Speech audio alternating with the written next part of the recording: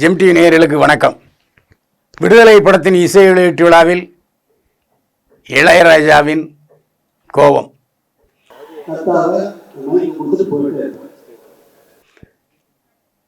வெற்றிமாறன் காதை திரைக்கதை வசனம் எழுதி இயக்கிய படம் விடுதலை. இந்த படத்தில் விஜய் சேதுபதி, சூரி, கௌதம் மேனன், பவானி ஸ்ரீ மற்றும் பலர் நடித்திருக்கிறார்கள். இந்த படத்தின் இசை வெளியீட்டு விழாவில் இளையராஜா பேசும் பொழுது சூரி சூரி என்று கத்தி ரசிகர்கள் குழப்பம் வைத்தனர்.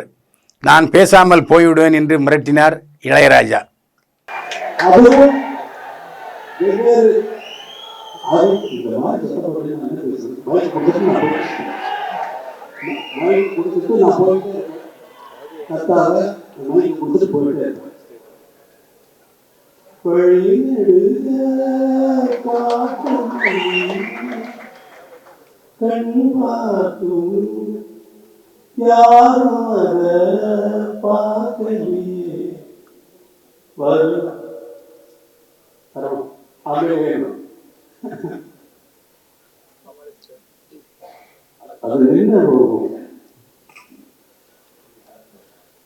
படப்பிடிப்பு குழுவினர் அவரை சமாதானப்படுத்தினார்கள்.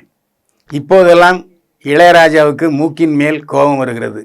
எடுத்ததற்கெல்லாம் கோபப்பட்டு கொண்டிருக்கிறார். இசைஞானிதான் இளையராஜா, அதில் எந்தவித சந்தேகமில்லை.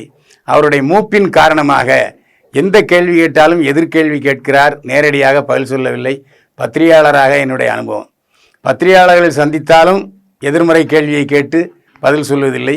இப்போது இசை வெளியீட்டு விழாவிலும் அவரை கௌரவிக்க வேண்டும் என்று எல்லோரும் படக்குழுவினரும் எழுந்து நின்றார்கள். ஆனால் இசையமைப்பாளர் இளையராஜா இசைஞானிதான், அது ரசிகர்களுக்கும் தெரியும்.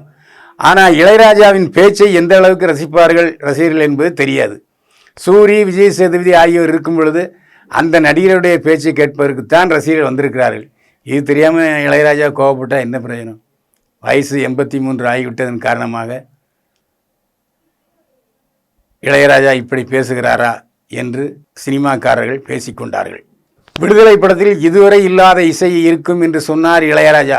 ஆனால் அவர் ஏற்கனவே இசையமைத்த ஜனனி ஜனனி என்ற பாடலின் மெட்டையே மீண்டும் போட்டிருக்கிறார் என்பது அனைவரும் அன்று பாடலை கேட்டவர்களுக்கு புரிந்தது.